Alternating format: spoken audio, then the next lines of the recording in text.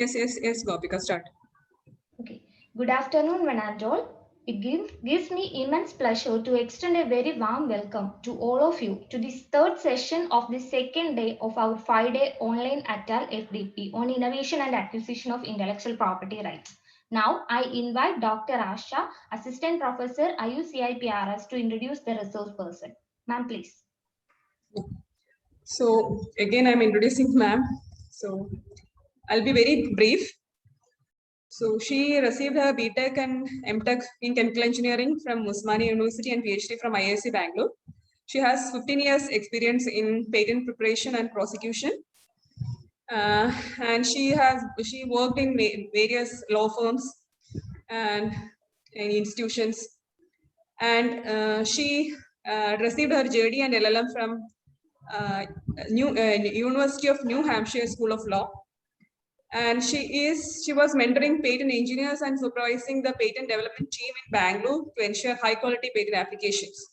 So she is a right person to deliver today's session. So over to you, ma'am. Thank you, Asha. I'll share my screen.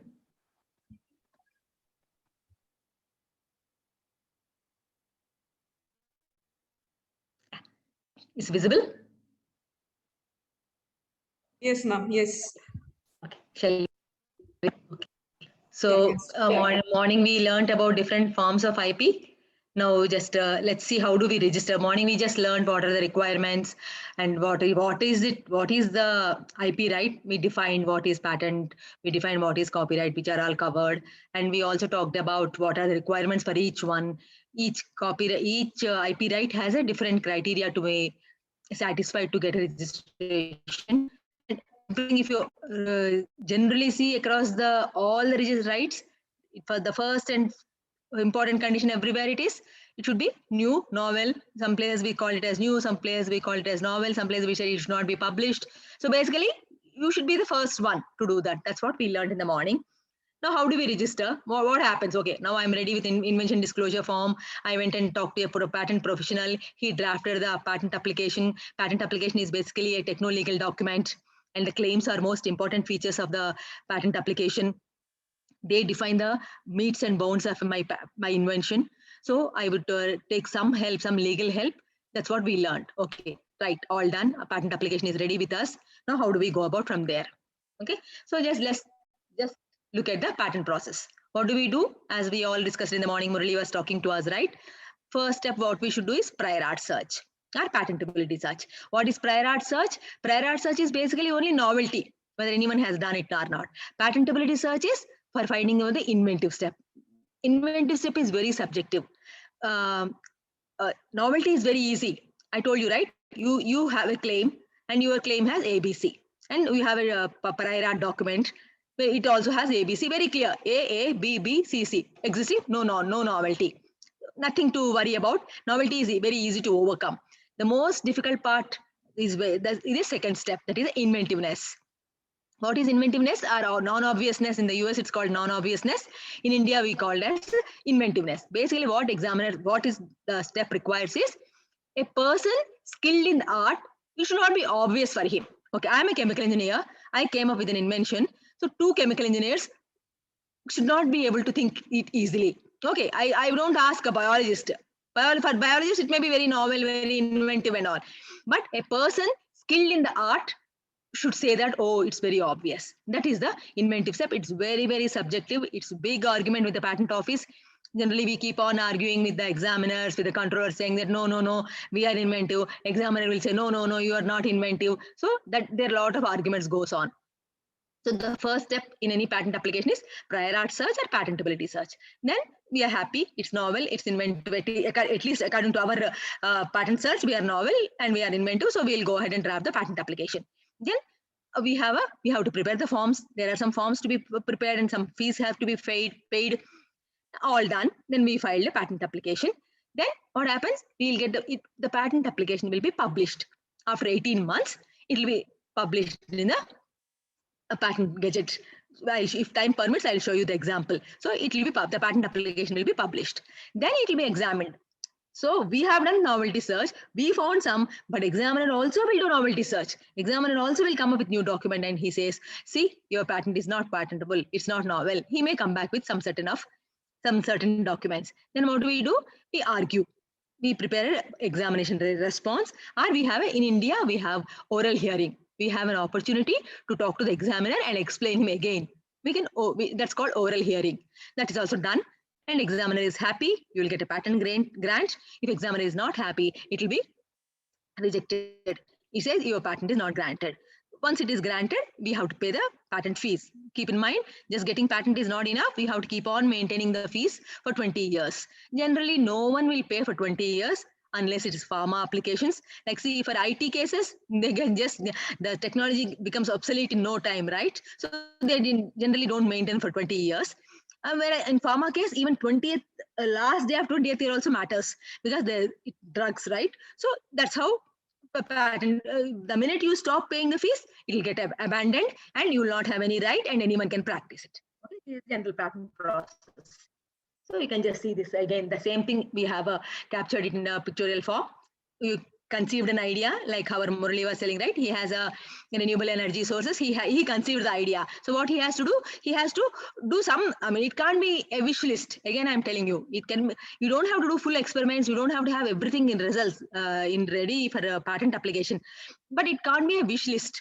It can't be, too hypothetical. You can't say that I have a way to go to the moon. That's not right. So something, it should be feasible. Then we have to do the patentability search. Then we have to draft the patent application. It will be published. Okay.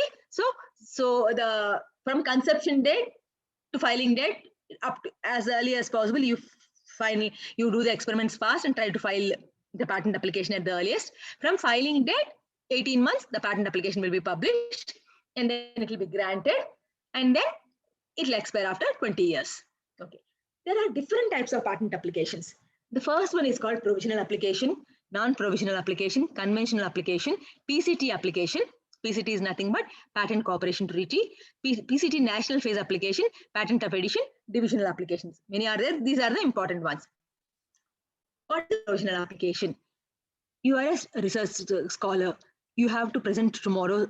You have to make a presentation in a conference tomorrow. Urgent. You don't have time, but you want to protect it also. So what you do is you quickly file a provisional application.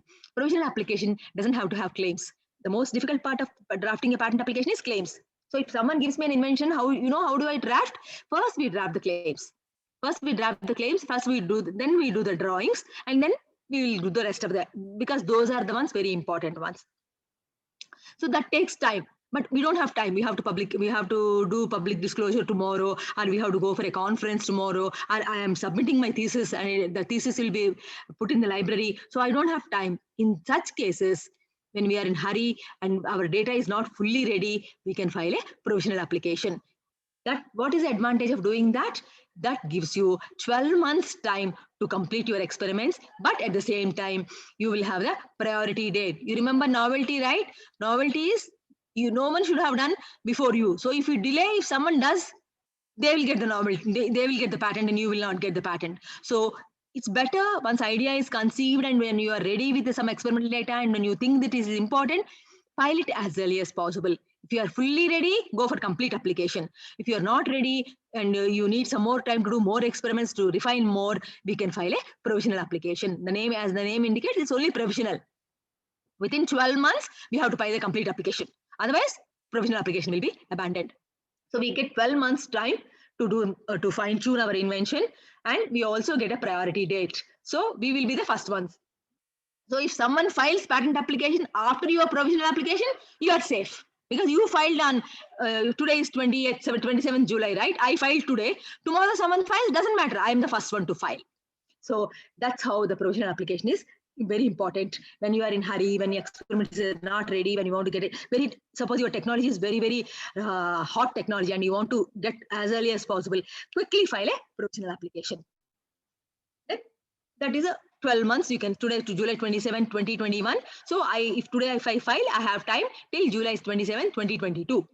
In this 12 months, that is a hard deadline. You cannot extend it anymore. So you have to file your complete application on 27 July 2022. you cannot add any new matter. So, okay, in provisional application, you would have given some little data. You can expand the data, but you cannot add any new matter. Because you're already claiming priority date, right? You are saying that I filed my application. I am the first one to file on 27 July. So you add new matter. So you can do the things and you can file a complete specification in within 12 months. That has to have claims, that has to have drawings. That is a complete application that will be examined. Provisional application will not be examined by the examiner. It's only to get you a date. That's all. Okay. Convention application. What is a convention application? See, we just learned in the morning, right? Patent rights are territorial. So what will be the inventors do? So they assess the market. Suppose I am an inventor, I file in India. I know that I have market in China. I know I have market in Europe. So I have to file there also, right? So what I have is I file in India first, and I can file within 12 months in China and in US. What is convention? India is a member of Paris Convention. Okay, whoever is a Paris Convention members, they have an advantage of using 12 months grace period. Okay. So you can just 1 second. Yeah, this is a Paris Convention. India became a member of Paris Convention in 1998. So local patent application followed within 12 months by multiple foreign applications. So you file in India. Here we are filing in India. And day zero, it can be provisional application, it can be no, complete application, doesn't matter. You have 12 months to enter into China, Japan, US, Europe, provided these countries are also members of Paris Convention. Be careful. So you can enter the different countries after 12 months, provided they're also members of Paris Convention. India is a member of Paris Convention since 1998. So what is the advantage? We'll get 12 months time, right? 12 months time. Otherwise, you have to translate in Chinese language. You have to, the day one, you have to translate in Chinese language, German, and other European country languages. The most expensive part of patent application filing is translation. It's very, very expensive. So at least you get 12 months time. That is a Paris Convention system. But still we are not happy. So we came up with something else called Patent Cooperation Treaty. This is much better than the convention application. India became again a member of Patent Cooperation Treaty in 1998. So this is a good thing. But only thing is, it is only a patent filing system. It's not a granting system. I can explain you next. See, almost 153 countries are members of PCT, Patent Cooperation Treaty. So if you file in India today, you can enter, you can file a PCT application within 12 months. From there, you have 30 months to enter into the different nations. Maybe I can show you the picture. Just let's see. So it is a international application governed by the Patent Cooperation Treaty. 153 countries are the members of PCT. So we can get a PCT application by filing, we can get a priority date by filing a PCT application. It is equal to applying in all the countries, all the 153 countries if you file a PCT application, and you have 30 months to enter the national phase. So what is this? This is first top portion. If you see, you file an application in India. If you are going for Paris Convention, you have 12 months. In 12 months, you have to enter into the different countries. Okay, you have to pay the fees for translation, official fees, patent agents. You have to do everything within 12 months. This is Paris Convention. PCT is a new system where we file application in India in 12 months. Then, we file India application at this date, and within 12 months we'll file a PCT application. Then, to enter the different countries, we have 30 months. See, we have 30 months to enter into different countries which are part of PCT. Be careful, they all have to be members of PCT. Most of the countries are part of PCT except for some few countries like Argentina, Taiwan. These are few countries which are not members. So if you are a IT person and you are working with IT and it is very important to save in Taiwan, unfortunately, you can't go through PCT route. So you have to file in Taiwan within 12 months. Similarly, if you are agricultural patent and you want to protect it in Argentina, Argentina is not a member of PCT. You have to file within 12 months through the convention route. Okay, what some more advantages are there for PCT application? If you file a PCT application, you get a search report. Okay, that is an international search report. So if your search report is not favorable, you don't even have to enter the other countries, right? If international search report is very negative, it says no, it's useless, it's not novel, it's not inventive. If the international search report gives you such kind of very bad search report, at least you have time to think. Should I enter in the US? Should I spend more money to enter in Germany? Do I have to spend money in translation? So the applicant will have so much of time to enter the national phases. So this money which we are spending by entering the conventional route, which we are spending in 12 months, that we can postpone for 30 months. So now everyone who wants to file the patent applications in various jurisdictions will opt for PCT. It's expensive, but it saves you a lot of efforts, lot of money. In lot of money in the sense, at least it differs. It will not stop. Anyway, you have to pay money. Instead of paying a 12th month, suppose you can pay up to 30 months. Just imagine a startup company who will be crunch of resources. It will be very useful for them, right? They can get 30 months to understand. So they within 16 months, we'll get a search report. Within 18 months, international publication will happen. After that, we have so many other facilities that will be expensive, so we won't use them. But international search report and written opinion is very, very useful. It gives us some idea whether to enter which country.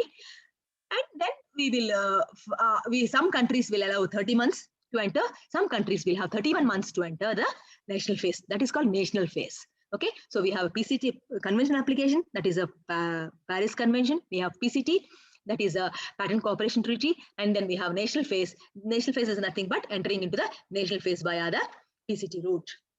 So these are different ways.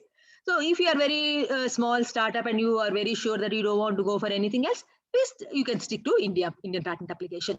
Okay, so that depends. These are all not our decisions. It's basically based on a business decision. Whether business wants to go ahead with multiple jurisdictions or business wants only in some jurisdictions, then it is up to them to decide. Suppose you decide to do only 2 countries, then don't come to PCT route. Do Paris Convention route, only 2 countries, right? Instead of that, you want to take some time, you want to understand the business of the markets, then you go through the PCT route. So basically, that's what here we are comparing. Conventional application only 12 months time. PCT will have 31 months. We'll know to the strength of the invention only after filing. Whereas in a PCT application, we get a search report. So we will be able to get the search report and we'll get some idea how is our invention looking like. So again, can I do any amendments at the step? No, it's not possible in convention country.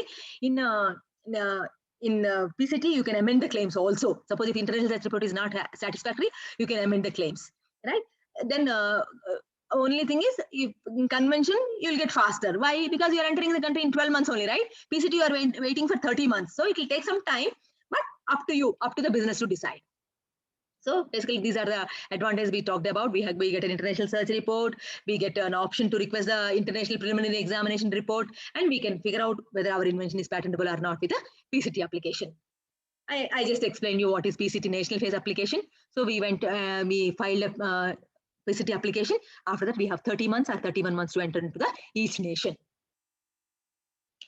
Okay. We have something else called as patent of edition.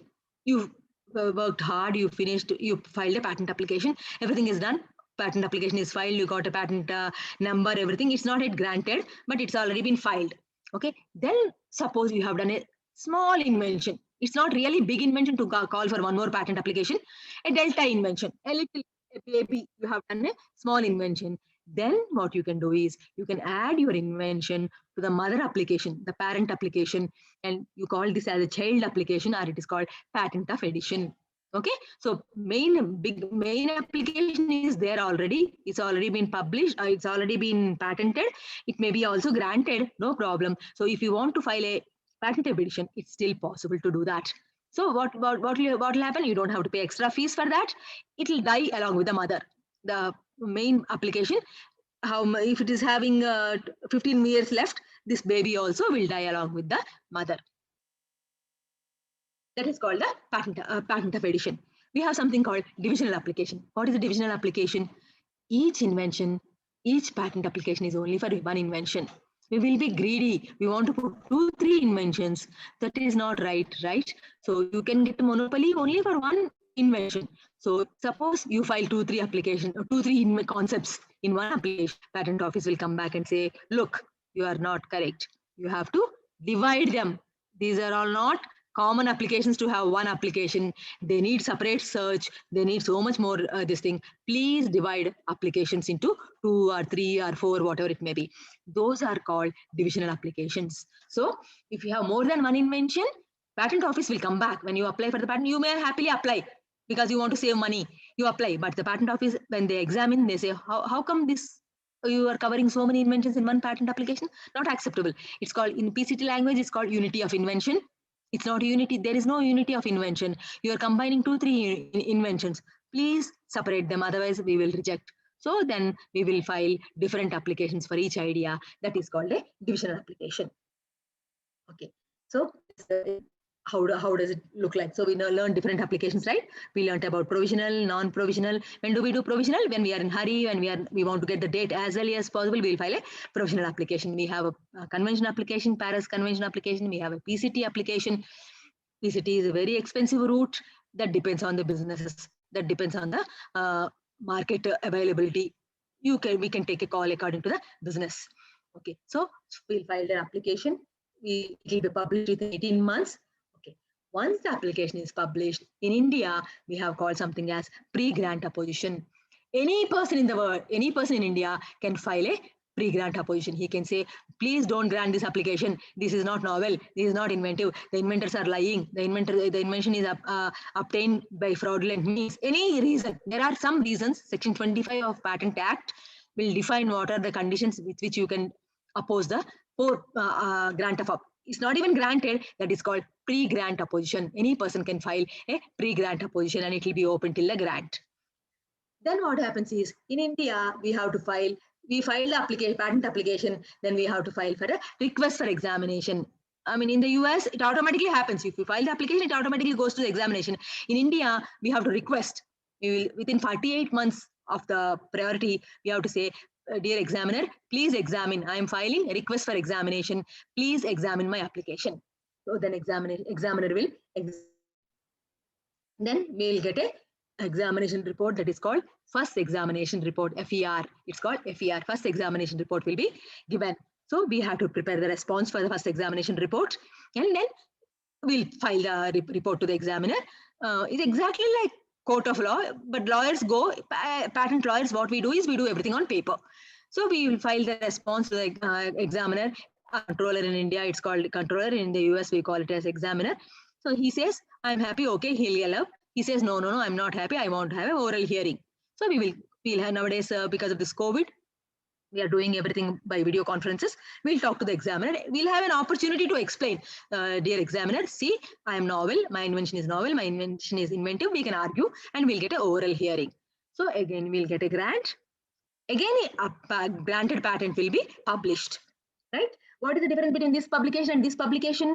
The first publication is as is what we filed. And this last grant publication is after amendments, after claims are amended, after we argued, whatever is it, this is the latest one. Then in India, we have something called as post-grant opposition. Within 12 months, someone can, so you can't be happy. If you get a patent, it's not end of the story. In India, there is something called as post-grant opposition. Someone can, here, we'll just see post-grant opposition can be filed by only persons interested. Suppose if you are a pharma, your patent is a pharma patent, only Reddy Labs can oppose. Okay, Philips can't oppose because it is only a person interested can oppose for the post-grant opposition. Whereas pre-grant opposition, anyone can file a pre-grant opposition. So this is the difference between post-grant and pre-grant. This is a patent process. So we file, we publish, we get examination, we'll respond to the examination by writing. We'll also get an opportunity to talk to the examiner. We get a grant and the granted application will be published.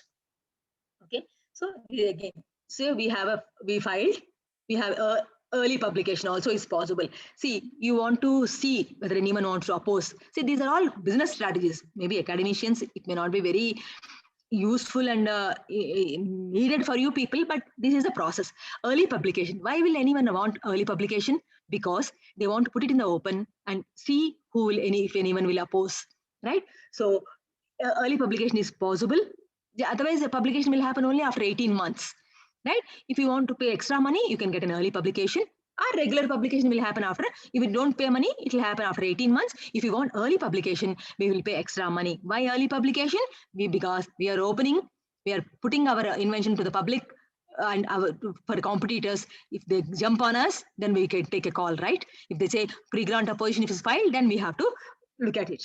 Then we have expedited examination will happen within 48 months. We have to apply for the examination that is called RFE, request for examination.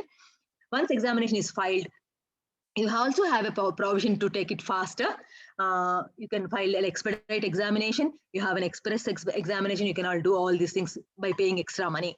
Then we get a first examination report. Then we have to reply within 6 months, or we can ask for extension of 1, 2, or 3 months by paying extra fee. Now, since we are in COVID, now we can file the response without paying extra fee.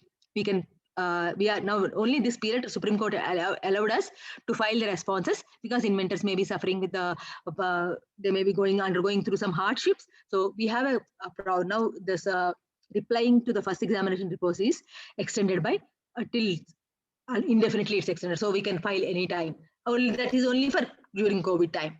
Once you file the first examination report, it will be heard, and then you will submit the written submission. Either you get a refusal or you get as a patent application. So I told you, right? Automatic publication process. It will automatically publish. If you're not in hurry, it will automatically. If you can wait for 18 months, it automatically publish. It will be automatically published in Patent Gazette within 18 months. Then you have some problems if it will not be automatically published if these are the conditions. If your invention involves anything to do with the security of the country, then it will not be published. So the examiner will check. Suppose these are the problems that these defense organizations, DRDO, ISRO, if they file the patent application, it will be thoroughly checked. And if it has any sensitive information which is sensitive to the national security, it will not be published. It will be stopped. Or if you you decided not to go ahead, then you can also ask, please don't publish, it will be stopped. Okay. If you withdraw the patent application within 3 months, then also it will not be published. If power of authority, I'm your patent agent. If I don't file power of authority, then application will not be published. These are some conditions which will not allow the automatic publication. Otherwise, by default, within 18 months, it will be publication. It will be published. I explained early publication, right? By paying extra money, and by filling a form 9, you can get a early publication as early as possible. Okay. So what will happen? There is something called as patent journal. If time permits, I'll show you a sample of patent journal where it will be clearly published. Say, not full invention will not be published. It will have an application number. It will have date of filing, title of invention, date of publication, IPC International Patent Classification, name and address of the application, and name of the inventor. See, name and address of the applicant and name of the inventor. Morning we learned the difference, right? If you are inventor, if you are inventing, you are inventor. If your university is applying, university is an applicant. So all this data will be published. Also, it will also. Ma'am, a small Pardon me? query. Yeah. Like if it is not published, then would it be that the patent is granted? No, not at all. It has to go through its mill. It has to go through the examination report. It has to go through the oral hearing. Then only it will be. Yeah. So if you mean to say that if it is secret, if suppose if it is abandoned, if it's not published because of secrecy, yeah, then it has to go to central government. It's a big issue. Okay. It has to go to the central government. Central government also has to decide it is because basically it is involved with national security, right? Yeah. So if patent office feels that it is secret, the information is secret, the information is not supposed to be published, immediately the patent office will go to the central government. Central government will review the application. Central government will say, no, you're wrong, examiner, please go ahead and publish. Then it will be published. But the central government also feels that it is threat to the security of the country, it will be stopped. It will not be published. Actually, it's a totally different altogether a different ball game, another topic of a discussion. So that is secrecy. If your invention comes under secrecy, you will be at loss in the sense you cannot monetize, you cannot publish, you cannot get a patent and disclose it third party. It has to be only with the government. Government may pay you some money because you worked on it, but that money may be very, very little money. So it's a, I mean, kind of loss. I mean, you have to have a balance, but basically, I mean, if you look at your own personal benefits, the country will be at threat, right? So if your invention comes under secrecy, it will not be published. It will be granted. It will go through the thing granted, but even the granted application will not be granted patent will not be published. You cannot disclose to third party. You cannot monetize, you cannot do anything with that. Only government will have control over it, and government will pay you some money. Then would it be a part of the trade secrets? No, it's not trade secret. It's patent only. Okay. Trade secret means what? Trade secret is only some formula or something like that, right? This is much more severe than that, right? It is secrecy. It's countries. Suppose DRDO comes, Defense Research and Development Organization comes with some invention, something to do with very nuclear energy or something like that. That will not be published. That will not be in trade secret. That will be a patent application. Patent will be granted, but everything under the table. We will not know. No public will know about it. Me, ma'am, no research data would be available for further R&D? That depends. That depends. You are DRDO basically, right? You are authorized by government. So you can do it, no problem. You can continue research. But again, same problem. Suppose you come up with a new solution, again you apply, again examiner will stop under secrecy directions. No, I mean the research data for other parties, because it is a prerequisite for patent that you have to disclose so that others can incentivize or others can further R&D. That's what I. Yes, you are right. This will not be allowed. No one can do on this. I mean, this is not even me.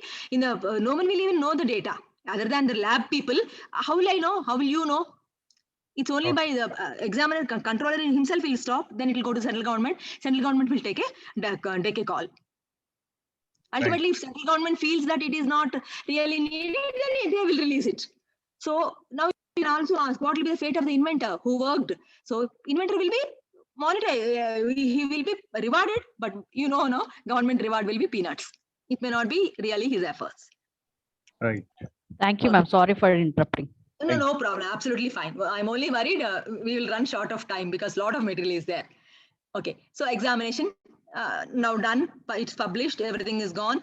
Pre-grant opposition is open. Doesn't matter. Examiner will look at your thing and he will give us a examination report saying that, look, your invention is not novel, it's not inventive, it's not patentable under section 3D.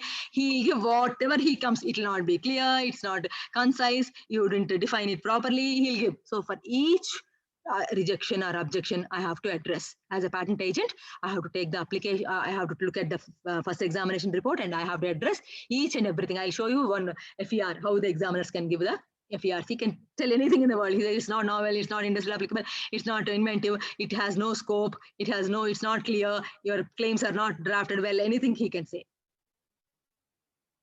Okay. So during examination, he'll give us an examination report and we will prepare a response and have one more opportunity to be heard. So we can go for the oral hearing and we can present our arguments. Now that is a part over. Now opposition. We have two types of opposition in India. One is pre-grant opposition, another one is post-grant opposition. Section 25 of Patent Act defines conditions. There are many conditions. Maybe you can just very quickly go through that. For pre-grant opposition, any person any Indian can oppose for the patent this thing. For post-grant opposition, you have to be a person interested. Okay. So what are all the reasons? Some we can see claims are not novel. It doesn't have patentable subject matter. The person is not really a real inventor. He's cheated people. All these reasons you can quote and you can file a pre-grant opposition. Okay. So pre-grant opposition, we already talked. Any person can file a pre-grant opposition. See, everywhere the system gives something and we exploit it. See, I'll just give an example. Pfizer filed a patent application in 2007 and it was rejected in 2015. See, 8 years patent office took time to reject the application. Then Pfizer went to the Intellectual Property Appellate Board. Unfortunately, now we don't have Intellectual Property Appellate Board is removed, repealed by the Patent Office. We are waiting for the orders. So if you are not happy with the examiner, you can go to IPAB before. Now it's IPAB is not there anymore. Pfizer appealed to IPAB, Intellectual Property Appellate Board. IPAB heard in 2020. See, 2007 they applied for the patent. It was heard in 2020. And IPAB said, no, Patent Office, you're wrong. Pfizer can get the patent application. Okay, so they're about to issue the patent. Someone filed a pre-grant opposition. See, who's the person who filed a patent opposition? He is a diamond merchant in Gujarat. Is there any sense? It's a patent application in pharma, and it was opposed by a person who's a diamond merchant in Gujarat, because in India, pre-grant opposition can be filed by any person. But this time, court was very upset, and IPAB was very upset, and they said that the person who applied for pre-grant opposition will be penalized. He's just nothing to do, just only to stop Pfizer to get a patent application. See, if you file a pre-grant opposition, what happens? It has to go through the mill, right? It has to go through the process. It has to be verified. It has to be checked. With a person, diamond merchant or anyone, Tom, Dick and Harry, the process has to take place. So again, it has to go to pre-grant opposition. It has to go back to the controller. Controller has to look at it. What is the problem? He has to solve the problem. It again gets delayed, and Pfizer will not get a patent. So the Bombay court also imposed a penalty on them, saying that you are just misusing, right? It is called strawman opposition. This type of oppositions are called strawman. Strawman means really not man, right? In the fields, we put a strawman to scare the crows. So it's just like that. He is not a person interested at all. Someone behind him made him file this pre-grant opposition. They didn't want to disclose. Maybe another pharma company want to oppose this. They don't want to come into picture. They don't want to show their face, so they put this person in front and they asked him to file a pre-grant opposition. So system gives us some rules and we exploit it. And then we have something called as post-grant opposition. Luckily, post-grant opposition is almost, the patentee has a patent in hand. So it will be open only for 12 months. You can file a post-grant opposition. It can be filed only by a person interested. What do you mean by a person interested? In the same field. Person engaged in or promoting research in the same field. If Pfizer is filing Pfizer is getting grant, Reddy Labs can oppose because they both are in the pharma field. So post-grant opposition is filed only by the person interested. Then we have something called as revocation. So we should not be very happy that we got a patent application. It can be revoked by anyone. So revocation can be done by any person interested again or central government. Okay, so it's not very easy to revoke a patent. It's only done by the central government. Where will one go for revocation? If you want to revoke, you can go to Intellectual Property Appellate Board before. So I put a question mark because now we don't know where it goes now. Still, we are waiting for the law to happen. Or we can go to the High Court. Why will the central government revoke patent application? Because something called as compulsory. These are all actually topics on its own. So we will briefly cover. To grant a compulsory license. So what happens in India? You have a patent or some multinational company applies for a patent in India and they're not practicing it. They're not meeting the needs of the public. Then government or controller can take a stand and say that we are granting a compulsory license to make the product in India. So it's not easy to grant a compulsory license. It has to meet some requirements. The first requirement is the patented invention is not available to the public at a reasonably affordable price. This basically compulsory license happens in pharma cases for the drugs because we are a developing country. We are not very rich country. So we need drugs at affordable prices. And our constitution says that it's government's policy, government's obligation to provide healthcare at nominal prices to all its citizens. So patented invention is not available to the public at a reasonably affordable price. It is not worked in India. It is not meeting the requirements of public. Under these three conditions, the controller can come and say, okay, we are issuing a compulsory license. We have one case in India. It happened in 2012 to Natco Pharma. So what happened? Bayer is making one drug in India, anti-cancer drug. It's called Nexavar. And they're selling at a monthly treatment cost 2.8 lakhs if you are using Nexavar in India for cancer treatment. Then NATCO made the same drug for 8,800 rupees in India per month. So Bayer immediately got angry. Bayer said, how can NATCO make the drug? Because we have patent, we are patent holders. Then the controller said that you are not meeting the requirements. You are not meeting the requirements. You are not manufacturing in India. You are not satisfying the public interest. So the first compulsory license was issued in favor of NATCO from Bayer to make Nexavar drug.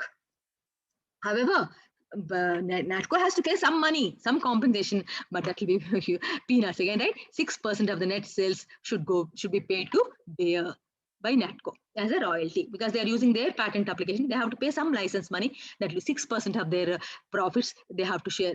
Sorry, not profits, net sales. 6% of their net sales, NATCO has to pay the Bayer.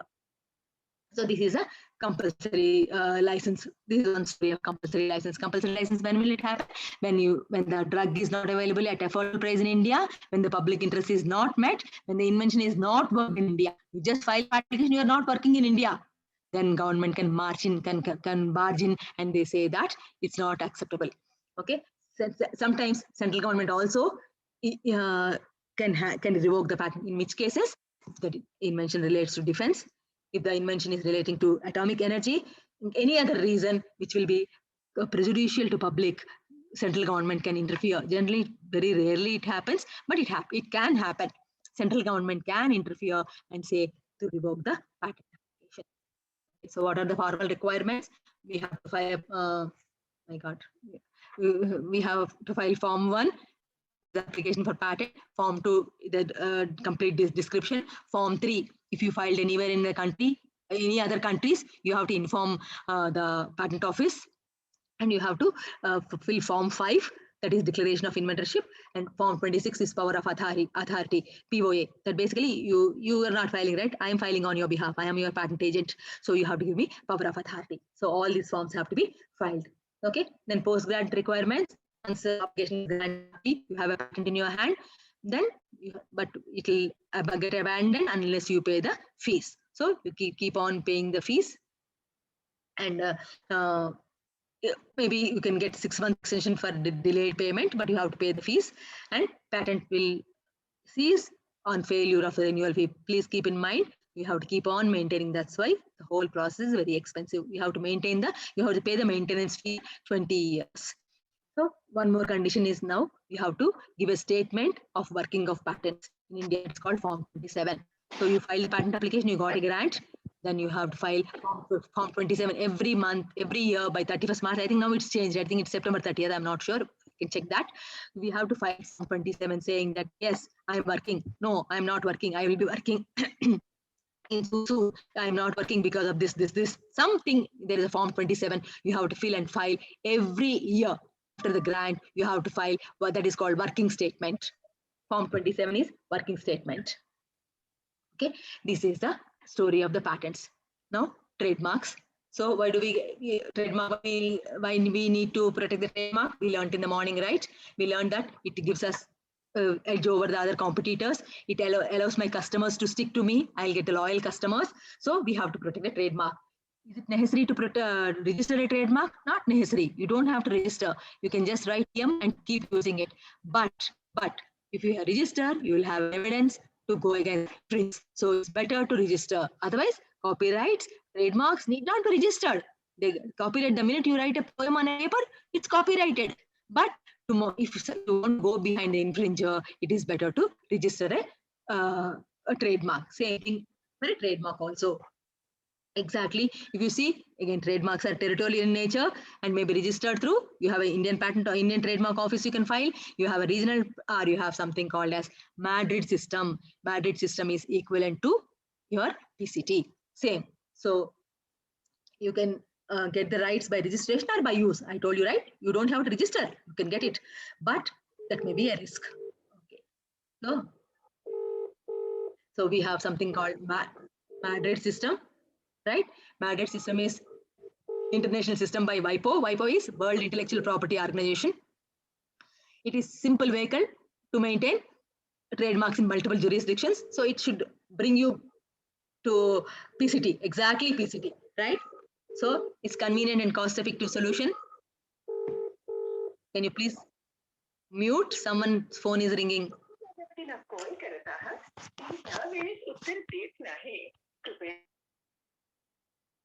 Okay, so Madrid system is exactly like our PCT system. It's convenient and cost-effective solution for registering and managing trademarks worldwide. 123 countries are members. Maybe this may be old data, it may be more countries. So 123 countries are part of Madrid system. You can modify, you can renew or expand through one centralized system, exactly like your PCT, Patent Cooperation Treaty, for your patents, and Madrid system is for trademarks. Who can apply the Madrid protocol? Any person who is a citizen of Indian citizen, or who is domiciled in India, or has a real and effective industrial commercial establishment in a contracting party. Again, countries have to sign in the Madrid agreement. Then only we can do it. It's reciprocatory, right? So all the countries who are members of Madrid system, you can file.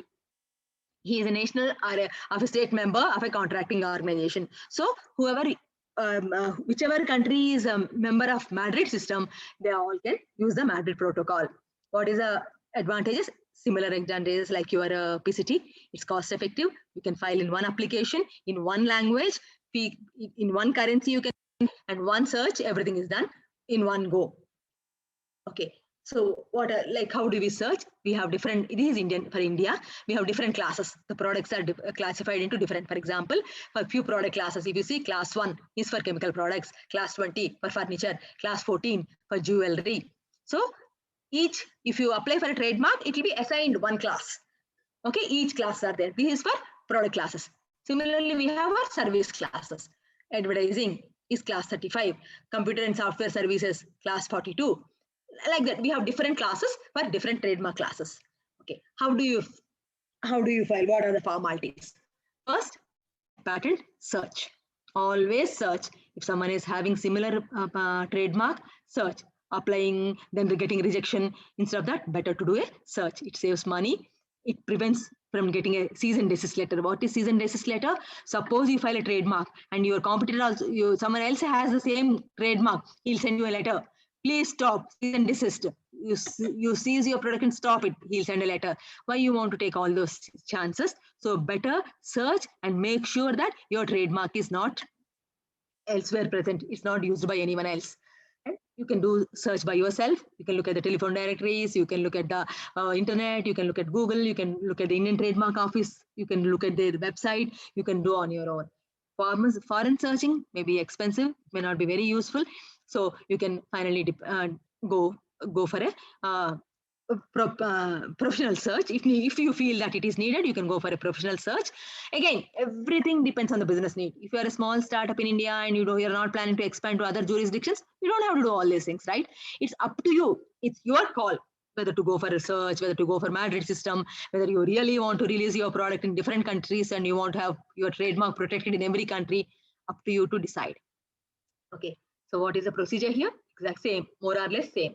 It will be searched, then it will be, we'll search, we'll make a search and we are happy, then we'll file a trademark application, then we'll get an office receipt after filing, then we'll get an office action, same, we get an office action, and again, we have to prepare the response.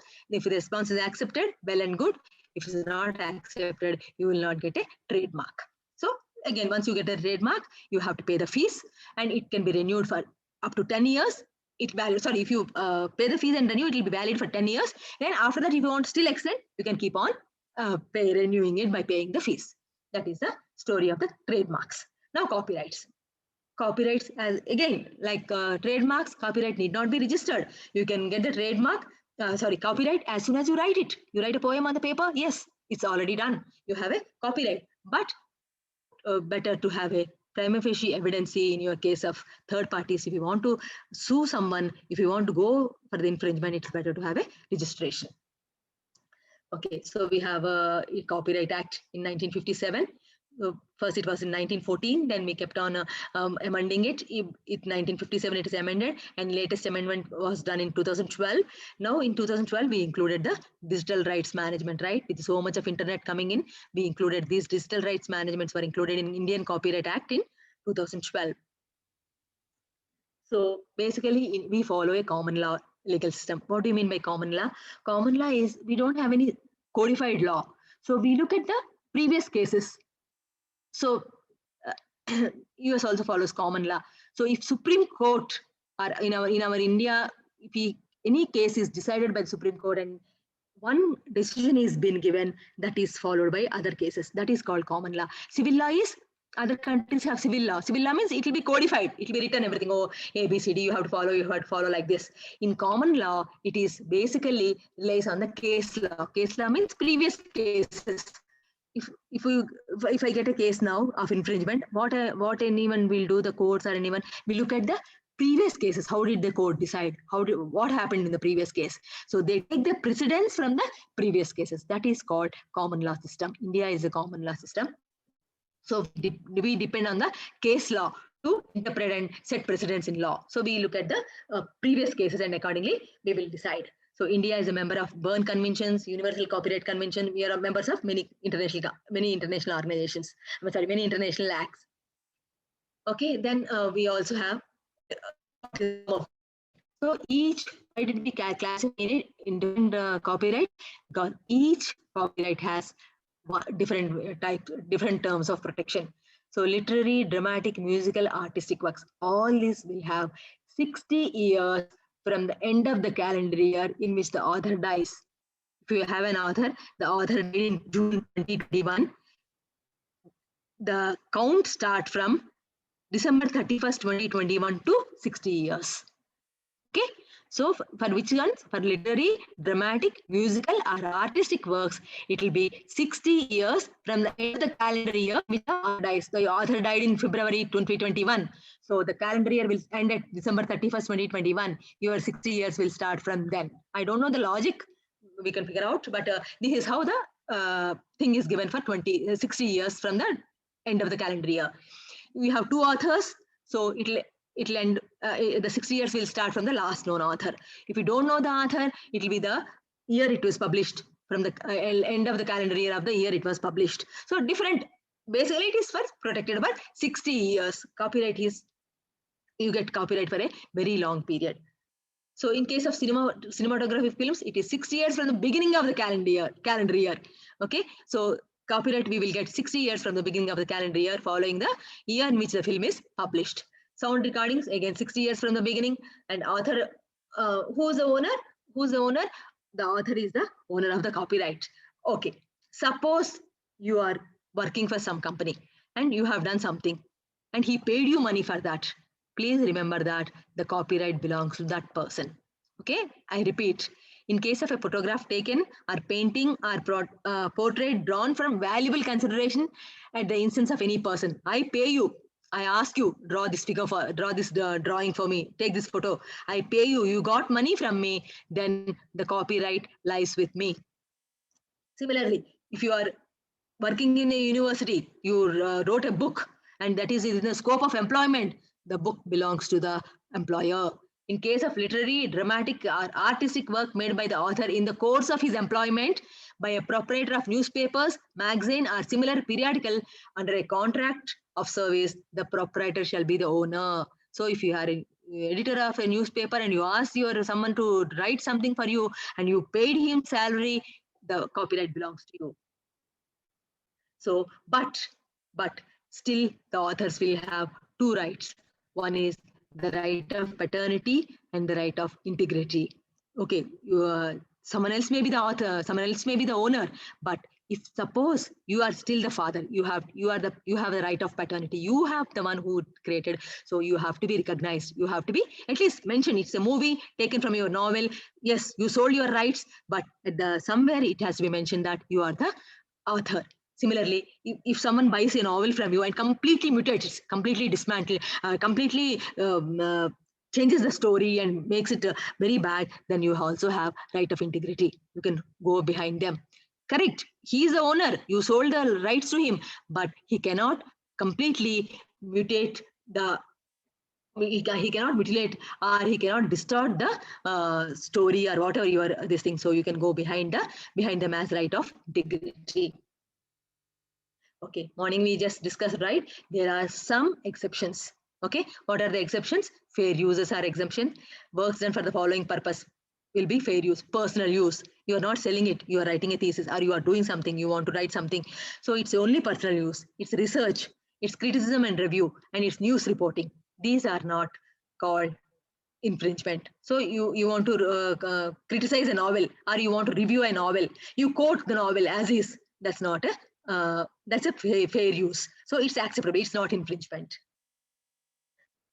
So now we know the major thing happening in is piracy, right? That's happening with the internet era. So piracy is nothing but using the unlawful way, using your copyrighted work in unlawful way. So copyright holder is the creator, a publisher.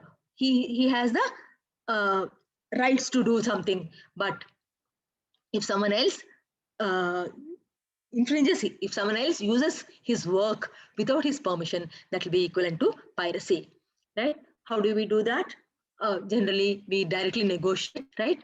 We will talk to them and say, look, this is, I have paid, please, let's not, don't force me to go to the court. So that is direct negotiation, pay me some money or something like that. Then we have something called as notice and takedown process. Like, so you remember, if you see a video today in YouTube, tomorrow it may not be there. It's removed for copyright violation. So you can send a notice and takedown processes, and you can go to civil court litigation, and copyright infringement also can lead to criminal offenses. So you can be put into prison. Okay, so copyright is when is it infringed?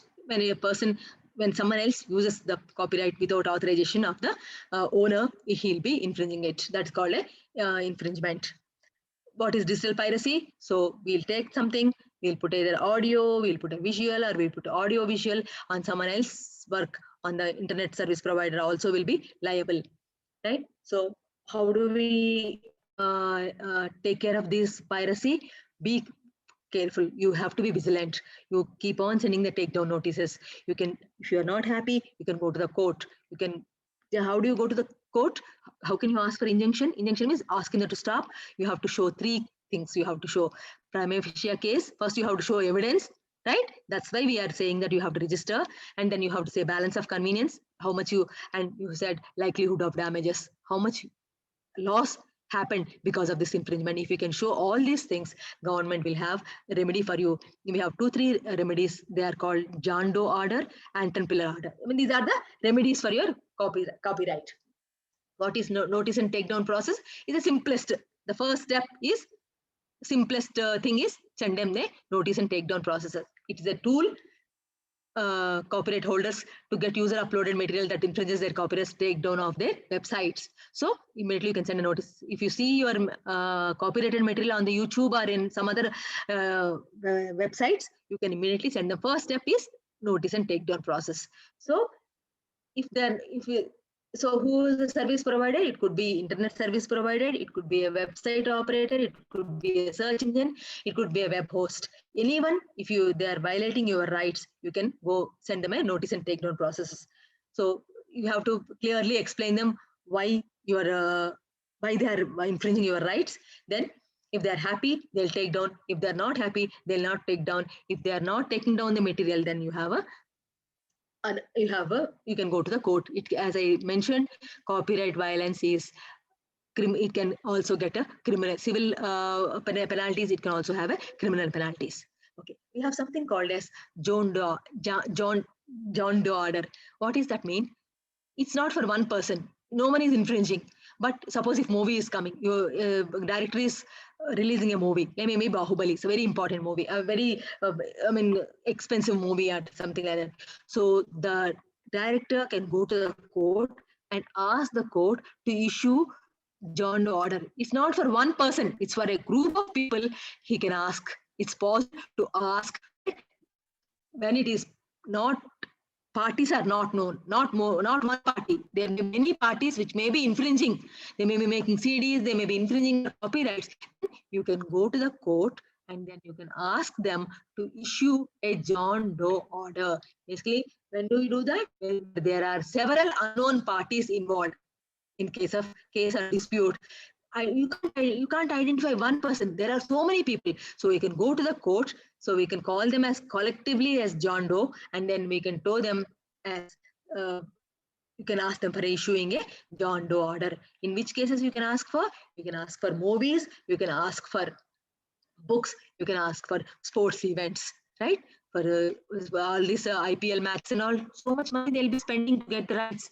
So all these people can go and get an order a priori. It's not even infringed, but they can get an order to stop all people who can violate. We have something else called as appellate order. That is, you can walk into the premises of the defendant. Who's a defendant? Who's violating your rights is called defendant. If you are putting a case, you are called as a plaintiff. Plaintiff is the one who is complaining. Defendant is the one who is being complained at. So this order, this Anton Pillar order, gives you directly to walk into the premises. You can't do that, right? You suppose even to arrest someone, you need a search warrant, arrest warrant. Here in this case, if you think that your copyright is violated, if you go to the court and get this order, you can directly walk into the premises. Why do we do that? Because they may destroy the evidence. So to avoid that, courts may give Anton Pillar order. Okay, as I said, you have remedies, can be civil, can be criminal, can be administrative. Civil is, you can ask them to stop, they have to pay you the damages, they have to give you the accounts of profit, they have to give you the costs, everything. That is civil remedies. Criminal remedies, you can be imprisoned up to from 6 months to 3 years, you can go, and along with the fine. You have to go to the jail along with the paying the fine. So our administrative remedies, police officer can go. In this case of copyright infringement, police officer can walk and he can seize the infringing copies. He can seize the plates used for purpose of making infringing copies, and he can also give notice to the Commissioner of Customs. So he can also stop export and import of your goods. That administrative remedies. So if you have a product, you have to decide which one to go, whether to copyright or trademark. If at all your trademark also has a provision to get a copyright, please register under copyright as well as under trademark.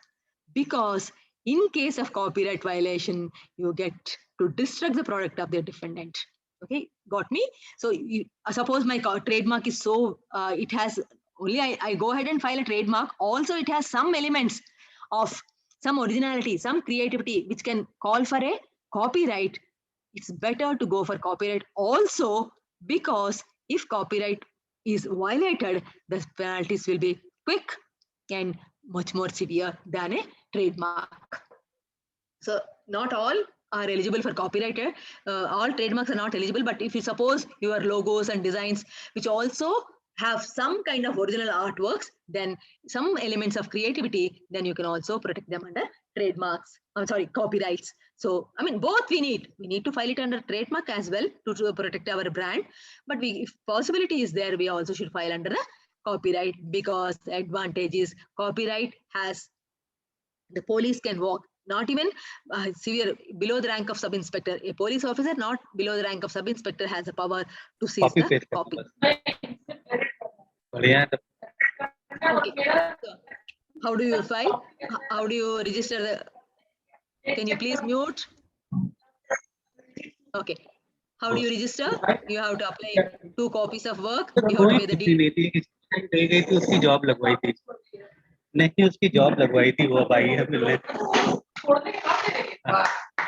मेरी कोई खुशी थोड़ी थी, उसने कहा था sir घर ले जाइए, हमने कहा नहीं। Can you please mute? Participants, please mute yourself, please. It's a request.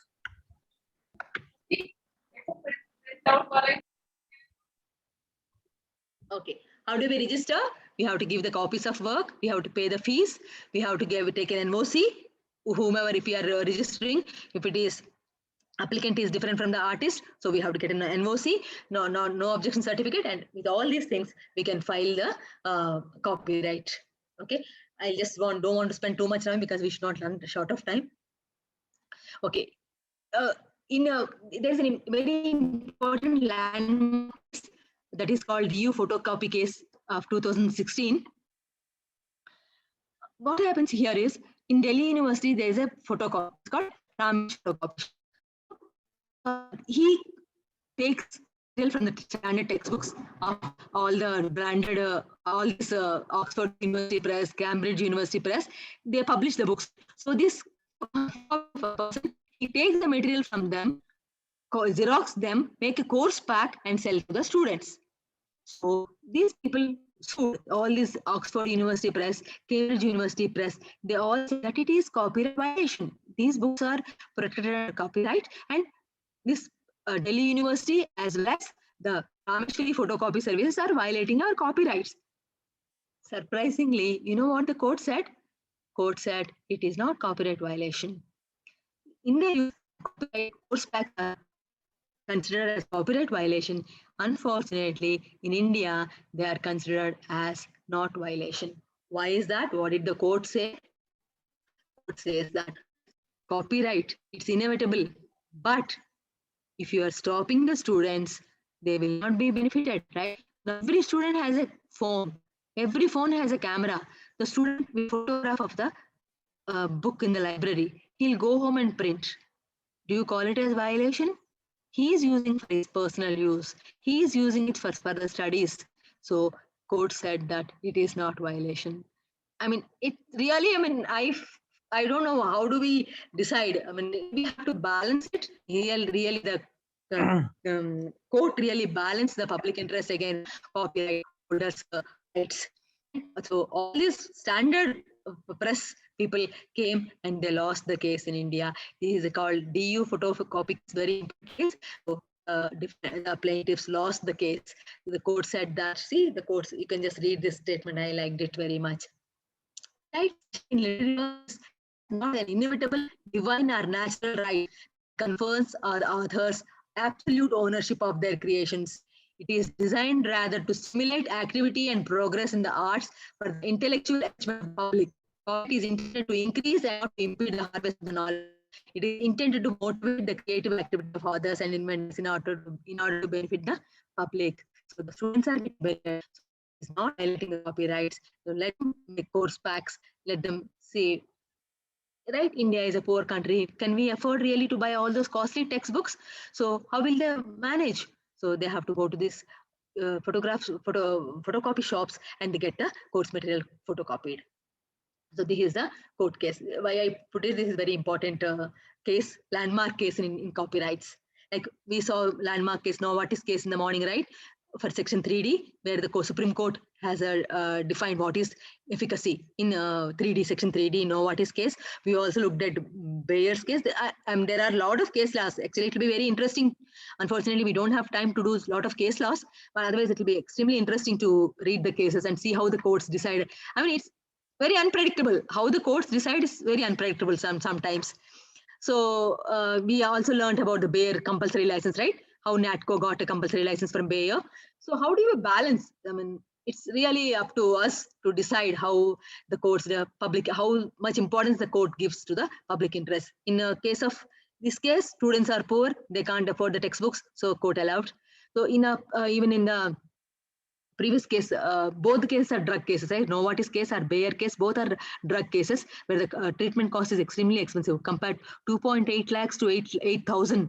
So court has to go ahead and say that, yes, we'll give you compulsory license or your patent is not patentable under section 3D, right? So that is also basically cancer treatment drugs. Both are drugs. There are here poor students. Here also court decided. Okay. So what basically a summary, morning someone was asking. So I thought I'll just quickly take you through some examples. Okay. I see a painting made by a student in exhibition. I buy the painting. Okay. And I come back home. I print it on t-shirts. Am I infringing her copyright? Yes.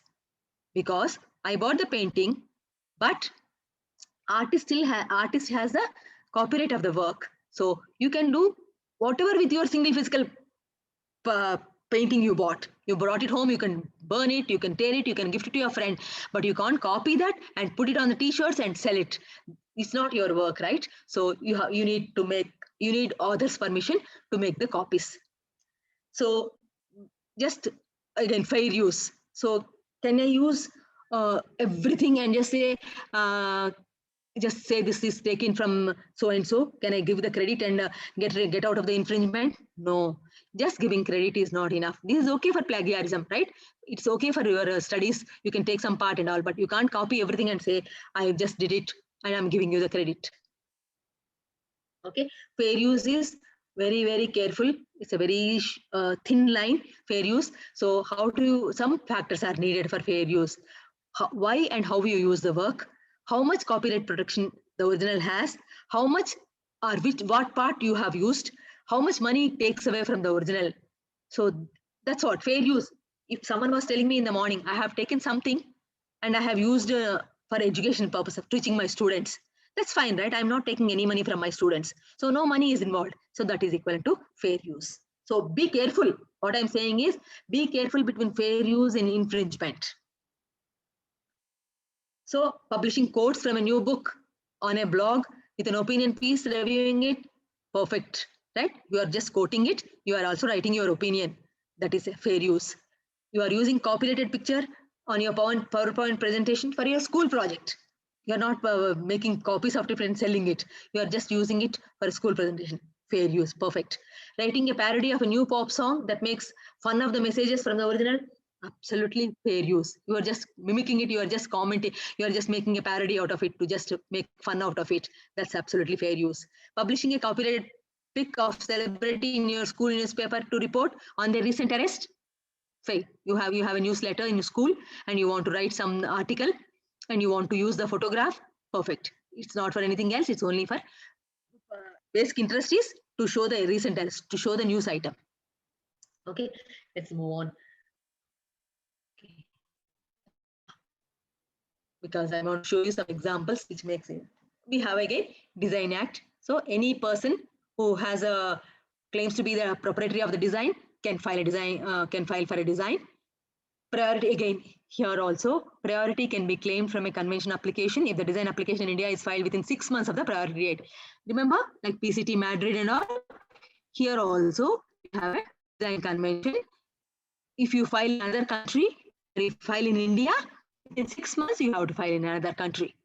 If they are all members of the same convention, if they are members of the Paris Convention, 6 months. For the patent application, we have 12 months. For design application, we have 6 months. So India is a member of Paris Convention, so we can use this provision. So how do you fill a design application? You have to fill a form. You have to have a power of attorney. You have to have give the photographs. You have to give the different views of the article. For seeking design protection, you have to give different views, and you have to give the class of articles. You have to give the details of the applicant. And if you are filing it elsewhere, you have to give the certified copy. So these are all the requirements for filing a design application. Okay, why do we do that? I mean, what do we get protection? We get a protection for 10 years, extendable to 15 years. So for design registration, if you protect, it's not like copyright and trademark. You have to register a design. Like patent, you have to design. Unless you want to keep it as a trade secret, it has to be registered. Similar, patents have to be registered, designs have to be registered. What is the difference? Major difference between design and patent? Design will have only the ornamental part, only shape, only features, only color combination. You cannot have any functional features in designs. So you can again get the protection. You can go against a person who's infringing your this thing, and without license or permission, no one can use your design. Okay. Now the last one is protection. So any who can apply for plant variety protection? Any person who is claiming to be a breeder or successor of a breeder or assignee of the variety can file for a plant variety protection. Any farmer or group of farmers can file for an application. Any person authorized to make can file for a plant variety protection. University or a publicly funded agricultural institution can file for a protection, and the protection for trees and vines is 18 years, and for other crops it is for 15 years. So recently we have a case, PepsiCo. PepsiCo makes also chips, potato chips. So they have registered a plant variety FD15 or FD5, some potato variety has been registered under the plant variety. They got a protection. They are happy. But then they realized that the Gujarat farmers are growing the potato without their knowledge. So they went and sued the farmers. So Pepsi doing Gujarat farmers. So it's like David versus Goliath, right? The story we know. David is a small little shepherd boy and Goliath is the big giant. So it's just like that. So finally, Pepsi really, many NGOs just came and they blasted Pepsi like anything. So Pepsi got scared and they removed the court case. I mean, we don't know really. I mean, see, Pepsi has really worked so hard and they have made the potatoes, specific breed of potatoes. They registered under things. Still, they didn't have a protection. Again, I think we use the same logic of farmers, students, patients.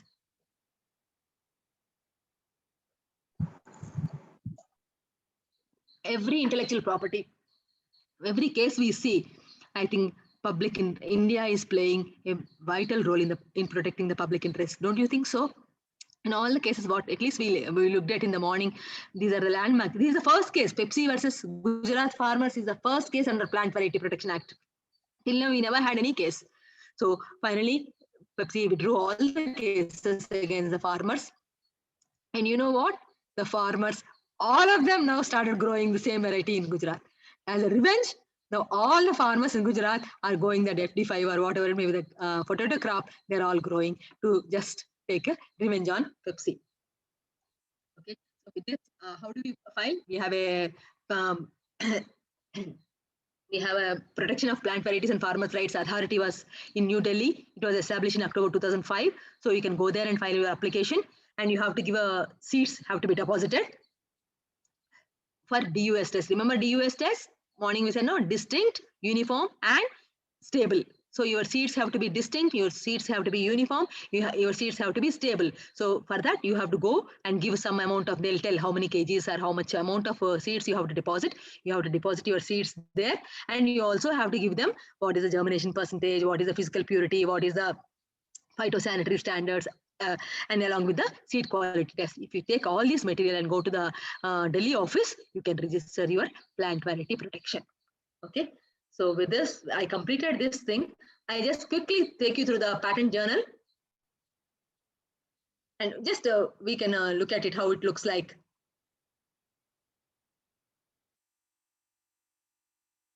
Just give me a minute, I'll share.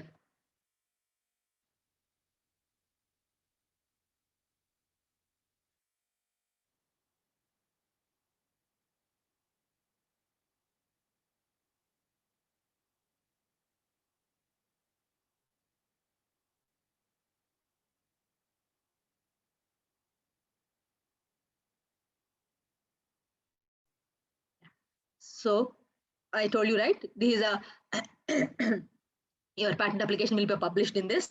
This is called Patent Gazette, Patent Journal, sorry. So all these things, some contents, everything, some special notice and all are there.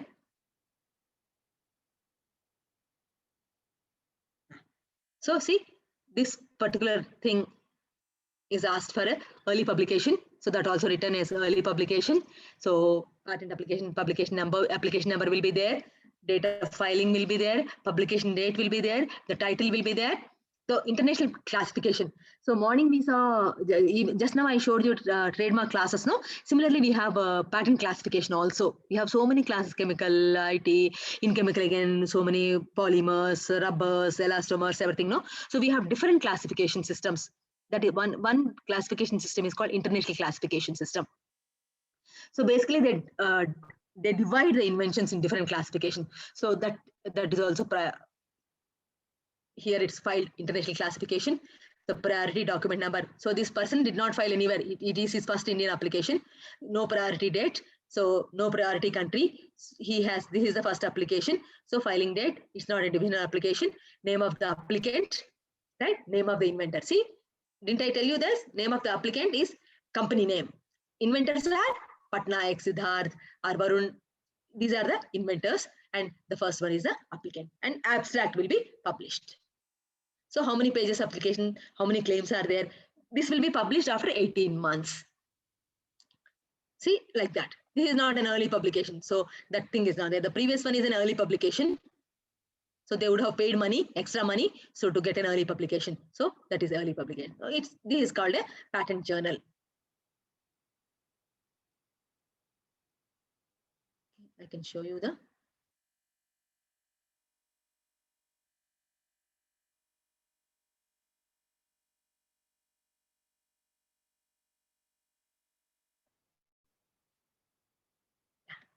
So how do we get the first examination report? This is the first examination report. So it addressed to it's in Hindi and English as well. So the patent number, inventor's number, everything will come here, and see how it will say. So it just says that claims 1 to 30. We have 32 claims in our patent application. So it says all 1 to 32 claims are novel. Thank God. So he accepted the novelty, but he rejected all the 32 claims under inventive step.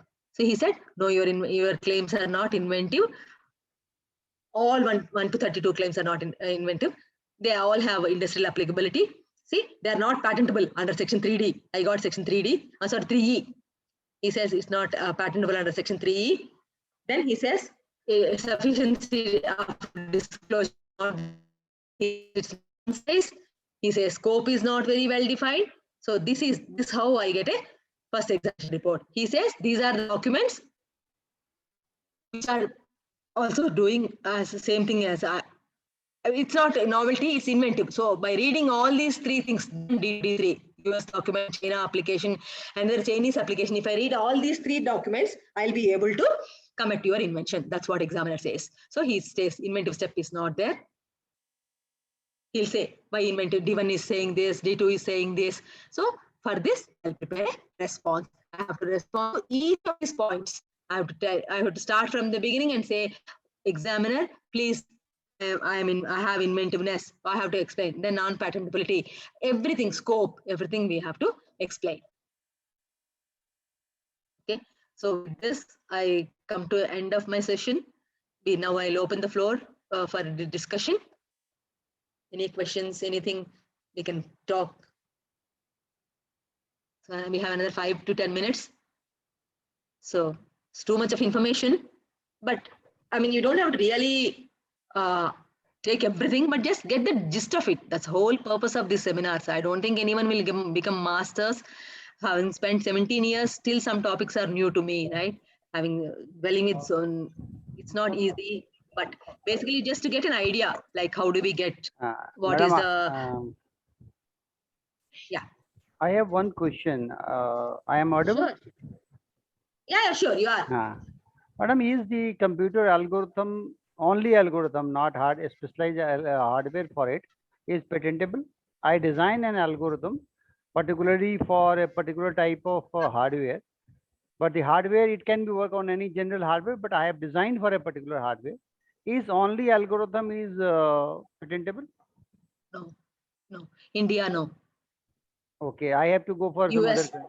yes, you have to. The hardware is patentable. Once I designed for a particular hardware, then it became patentable. Yes. You have to. In the Europe also is like kind of India. US is very flexible.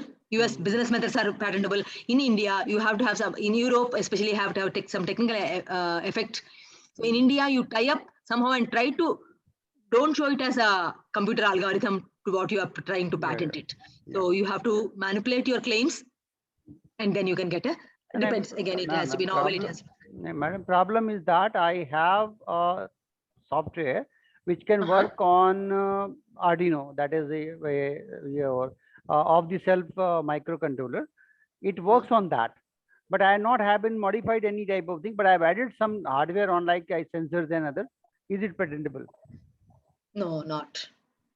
Thank you, ma'am. It's not. You can get a copyright. Okay, thank you. Madam, computer algorithms are protected by copyrights. Okay. Madam, good afternoon, madam. Dr. Srinivas Murthy. Yeah, madam. My please. friend developing a Areca processes mission. Meanwhile, somebody is copying the same the model and they manufacturing in a different way, the same machine. And he apply the patent and he got it. But original work of his Okay. idea, they modifying it and they were taking up the patent. In this process, if the original idea been suppose a person go for a court, can it be possible to fight against this copying of his idea? Yeah. How much copying is done? Is it Uh, uh, reverse engineering? Just he 60 to rearranged it 70. and completely redesigned? No. 60% of work is copied. 60 to 70% of work. Yeah. I mean, yeah, he can go, but I'm not very sure of how the courts decide. We can definitely go for the infringement. You can maybe firstly you Because can just these talk are to them as a first step. in Instead our of going to country, the court. Yeah. in our country, this actually the problem. For example, even in Yes. universities also, research scholar put Yeah. lot of effort in research, writing a research article and experiment. But the guide, Yeah. they may be encashing it and they may on the basis of his name, most of the sometimes, not all, sometimes they may go with the patent. In such cases, what we can do. So this is actually when I did projects, most of the time in PhDs. I'm not say generalizing it, but some cases in especially university setup, I'm observing it. Yeah. You mean to say that they don't even give the credit to the researcher? Yeah, madam. In some cases, in not all the cases, Yeah. but yeah. He putting I a mean, lot of effort. One case I study. understand. I fully understand. All the, I mean, I did my PhD from IISc, Actually, right? it's a paper. He putting a lot of effort and write a paper, research article, and publishing in the foreign international Journals. conferences. But his work actually. True. Yeah, I know. I understand. It hurts, but I don't know when that is at university level and that integrity of the No. professor. Why I'm saying these are all the things Yeah. happen. Just I'm saying in such cases, how to overcome such kind of problem. I think university, I don't know what system we have, but we have to escalate the problem to higher authorities, But maybe because dean. the things are very clear, madam, because Yeah. the understanding between the guide and the supervisor, the research scholar and the Yes. guide, if I Yeah. can completing it, if you can give this only. So n number of cases are there in universities, established universities. The scholar put lot of effort in writing paper, research article, but these article been published in Scopus and in the name of the guide. This is one issue which was discussed in earlier in international conference, which I was attended. But there is no such strict rule that is established in our country related to these areas. That's why these kind of problems happen. Agree. I mean, like, see, I did my PhD from IISc. I have published so many papers, but my professors, they'll be the author. No. I'll be Of the first course. author. I'll be the Yeah. first author, and my professor will be there. He'll be the corresponding author. It makes sense, right? Because I'll be moving, I'll be finishing my research and go away. Whereas the professor will stay back in the Exactly, university, so madam. he'll be the corresponding author. Yeah, That's madam. perfectly Exactly. fine. Is co-author or they call it as author 2, author 1 and Correct. author 2. That's they Correct. may be taken. IISc, at least Yes. IISc Chemical Engineering Department, that's what we do. I am the first author because I am the Okay. research scholar. Yeah. My professor is there, but Second he will be the author corresponding author. or Perfectly co-author. fine. Co-author. True, madam. And small universities, I mean, this is really sad to hear this. Ratish, you want to add something? That's the case with me also. I mean, I was the first author in all the publications, and my guide was the corresponding author. So, well, I've done my PhD Not from in all the Delhi. cases happen. Maybe Yeah, in I I know. mean, 20 to 30% there of the could be cases are isolated happening. incidents, as sir is talking about. I mean, there are a lot of if you have to look at moral and ethical issues, there may be a lot I of them over know. there. Yeah, but That's true. yes, at least if you look with regards to plagiarism, the UGC has taken initiative so that you That can is even only lose your the job. similarity index. If It's you're, not copying it. Only thing is when it comes to plagiarism, that is similarity index. Yeah, right. You are right. It's not basically giving the credit to the real author. Yeah. I understand, ma'am, but I said Yeah. I was only pointing out to the policy that is in place, at least with regards to having some strict measures with regards to academic dishonesty. So I think that's a right step. I would Yes. say in that way, because that was not there previously. So in that ways, I think that's something that's good that's happening. But other things, yes, they may still be unresolved. And I think, ma'am, just to add on to Yeah, but couple definitely of it has to be questions- escalated. The problem has to be escalated. Yeah. True, ma'am, true. Yeah. True. I think because that may, as he was pointing out, that it may not be documented anywhere. So how does a scholar prove that, you know, there was this kind of an arrangement, whose idea was it, and whether the guide actually copied the idea or is taking credit for that idea? So it may just be informally between the guide and the scholar. So it becomes very difficult to prove whether that kind of an excess is excessive. So that's a problem that is prevalent. I do agree with what he says, but then how do you prove that is also one of the issues. Maybe you need to have strict policies in place that can maybe address to a large extent the issues that he's actually trying to point out here. And just to add on That's to really sad. yeah, just to add on to Yeah, this, let's couple move on. Any questions are there? just to add on to this couple of questions that the resource persons, the participants had asked with regards to, one was regards to that infringement. So I just wanted to add, I mean, when you're looking at infringement, they'll be looking at your patent. That means the claim that you have mentioned in your patent, and they will compare it with that particular product over there. So if you say that this is 60% improvement, so then they will have to look whether by mapping the claim and looking at the product, it is actually infringing these elements altogether over there, whether literally or under the doctrine of equivalence. Well, doctrine of equivalence does not exist in India, but that may be one of the ways you can probably look whether whether it is infringing or not, to practically look at that. So prima facie, that may be one way of how you can address that. That's one of the issues. Just one point that I wanted to add over there. Thank you, ma'am. True. Any questions on the chat? Thank you very much, madam. Your session is very informative, madam. Yeah, I don't know. I'm too much material. I tried to No, stuff no, no. in. You are putting the things very simple and it can easily understand. Thank you very much, madam. Okay. Yeah, thank you very much. Ma'am, So there is one question regarding pre-grant opposition. I think pre-grant opposition, can it be filed till final grant or 6 months from the date of publication? By pre-grant opposition can be done till the grant. It's Till the open. grant. Yeah. Yeah. That is so. Once it's published, it can be open till the grant of the application. Under the patent. Yeah. No further That's how it questions in happened, the right? With chat the Pfizer case, we saw Pfizer case. 2007 they filed. 2015 it is rejected. 2020 it was heard by IPAB. About the issue, he filed a pre-grant opposition. After almost 13 years, he filed a pre-grant opposition. Ma'am, But it has to be before the grant. months. Ma'am, is it 6 months from the date of publication or till the grant, whichever is earlier, or it is till the grant? It's till the grant. Till the grant, pre-grant, right? Okay. It's open till grant.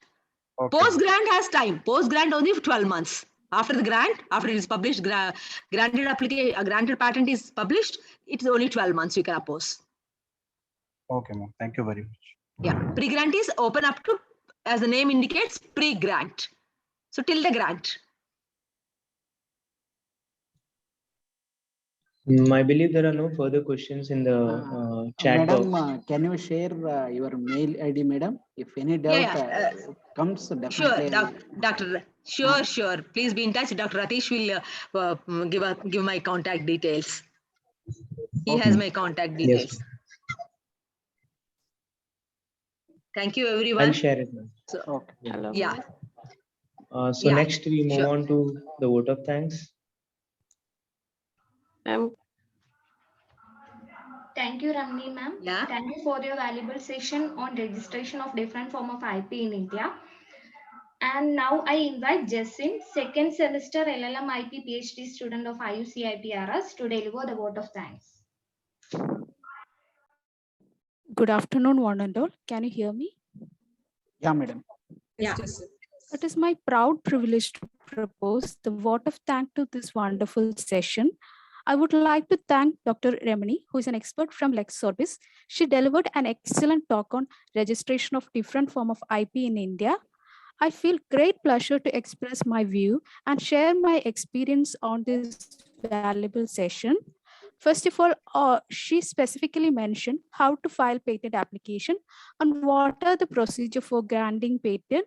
And she explained its procedures like filing, formal examination, prior art search, publication, substantive examination, grant or refusal, appeal. Later, she discussed how to register copyright application, trademark application, design application, plant varieties protection, etc. And she also pointed out fair use, compulsory license, infringements, and its remedies, and also point out landmark judgments in IP laws. And I would like to thank the coordinators of the program, that is joint venture of IUC IPRS, CUSAT, and Attel Academy. I would like to thank Dr. Ms. M. Basi, Director of IUC IPR. Sir, you are always a constant source of inspiration to all of us. Thank you, sir. We especially thank Dr. Asha ma'am and Radish sir for the excellent and with this the program has been coordinated. I would like to thank one and all who are participating in this session. Thank you all.